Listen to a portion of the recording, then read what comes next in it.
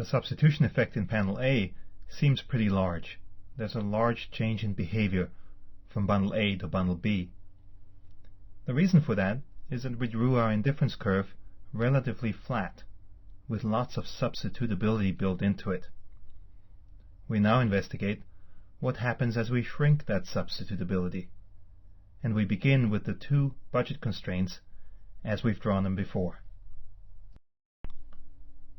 As we saw in Chapter 5, the more indifference curves look like those for perfect substitutes, the more substitutability is built into the indifference curves, and the more they look like perfect complements, the less substitutability is built in.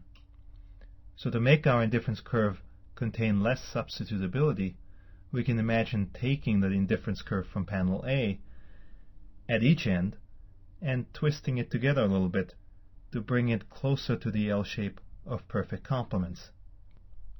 As a result, the tangencies at point A and B will be closer to one another than they were in panel A of our graph.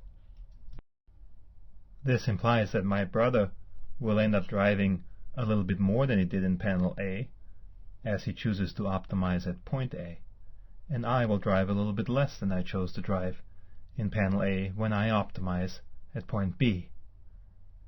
And this of course implies that the substitution effect is smaller than it was before.